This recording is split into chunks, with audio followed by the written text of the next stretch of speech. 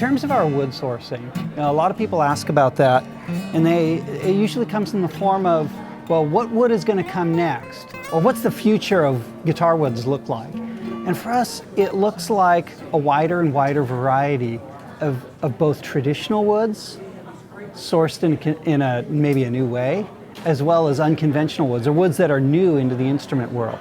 Now, across the world, we have a really wide variety of projects, and the way that we approach these woods, whether it's our ebony project that we're sourcing with Krilikam and partners in Cameroon, whether it's reforesting and restoring forests in Hawaii to source koa in fresh new ways, working with colleagues at Pacific Rim Tonewoods, they're propagating maple for future usage, or mahogany coming out of Fiji, where vast troves of plantation-grown mahogany trees were planted a century ago that are now ready for guitar usage. Wherever we look, there are these new opportunities for sourcing these materials, and every part of the world, it's got its own approach and the own set of challenges and its own opportunities for doing our best work there. And one of the projects that we're most excited about right now is what we call the Urban Forestry Initiative, where we're looking at street trees and trees that were planted in cities throughout not just Southern California or the whole state, but all over, looking, well, what about the end-of-life usage for those materials as they get so big and they're removed?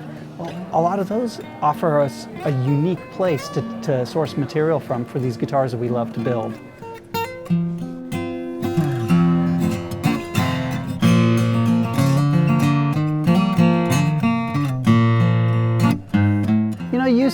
Using different materials is a lot like cooking. It's a lot like a chef making a recipe with different ingredients. Because while we might use one label like a 700 series guitar as a way to describe an instrument, the reality is the guitar itself is a combination of the design and the intention behind that design plus the materials. I mean, it would seem to me that it's a little ridiculous to assume that you could build the exact same guitar with a bunch of different woods and go, yeah, it's the same guitar. Well, no, it's not. They're completely different things. They're completely different ingredients, different materials. They all have their own unique set of physical characteristics that help shape the way that we want that guitar to sound. So looking at our 700 series guitars, now relaunched as an all koa instrument, well, that came out of a unique opportunity to be sourcing Hawaiian koa wood. In the past, we've done limited edition guitars using sassafras, or conventionally for us, it's been a spruce and rosewood instrument for a lot of years. But the reality is we look at it with a fresh set of eyes every time we want to build an instrument and take into account the materials we have to work with, the sound that we're looking for, and the way that we want that instrument to be used. All of the parts of that recipe matter. A lot of players have noticed that these new 700 series all koa guitars, they have a different voicing than the koa guitars we've made in the past, so specifically a K-series instrument. Now it's true, this is a V-class design instrument. It uses that basic architecture, but there are some significant changes in the way that this guitar has been voiced. And it comes down to a combination of factors: the type of finish, the thickness of the finish, the way that the material is prepared, the thickness of the parts, even the bracing of the way that this particular instrument is voiced, specifically with the back braces. They have a little different flexibility profile. It makes the back move in a slightly different way. It changes the voicing. So by the time we add all these factors together, what a player will hear, if you're going to compare something like a K-series guitar, like a K24 would be a very direct comparison. If you compare these instruments, the K24 will have this beautifully polished, burnished kind of a sound, very refined. The 724 has a more direct, organic, player reflective quality, offers a really unique voicing. When it comes to finishing a guitar, there's a lot at play, there's a lot at stake. Now, a lot of players would assume that less finish is just automatically better. I think a lot of stereotypes are built around that. But the reality is, a totally raw wood guitar for an acoustic flat top instrument doesn't sound that good. We actually need a little bit of the right kind of damping factor, the right type of finish to help shape and kind of refine the voicing of the instrument. If you ask a violin maker to try an instrument in the white as they would describe it, which is a completely raw wood, unvarnished instrument, doesn't actually sound that great. Usually it's very strident, kind of harsh. But a maker is using the finish to help dampen out the inharmonic kind of overtone series that can lead to that brash sound.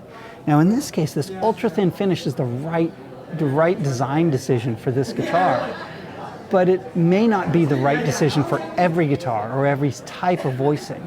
And so what we do is we try to perfectly match the kind of finish, the material, the density, the thickness to help complete the voicing, the bracing architecture of those woods, all the physical attributes that go into these instruments. So yeah, I'm sure that at some point we'll see more instruments finished with this ultra thin open pore finish, but it's got to be the right thing for the right design for the right instrument. Now both the Grand Concert and the Grand Auditorium models of the 700 series, so a 722 and a 724, they're similar in that they're both very modern sounding guitars, at least to my ears. They're both well within what we think of as a Taylor sound. They have this direct player reflective kind of organic voicing, but between the two of them, they're distinctly different. The Grand Auditorium, with its slightly larger body, slightly longer body, as well as a longer scale length of 25.5 inches, it has a little broader response overall. The strings have a little more tension, and it'll have a little more power on the low end. And that's just a product of having the larger body cavity, lower air mass resonance. It has a really unique kind of general purpose all-around acoustic guitar voicing, especially for a strummer or somebody who wants to really feel that low-end power and the dynamic range there. With the Grand Concert body, it's a little smaller size, a little more compact across the lower and upper bout. The body is ever so slightly shorter in length. And what that does is it emphasizes the upper end of the register a little better. You'll have a little more precise articulation on the note, a little better note separation, and a beautiful clear balance over the whole register of the guitar. So from what I see as a builder, oftentimes fingerstyle players or a player who wants a lot of clarity and precision in their notes, they tend to gravitate towards the smaller, more intimate body that helps contribute to that balance. The expression system pickup was designed to accurately reflect whatever the guitar sounds like. So as such, we put it in the guitar, and rarely is further modification necessary.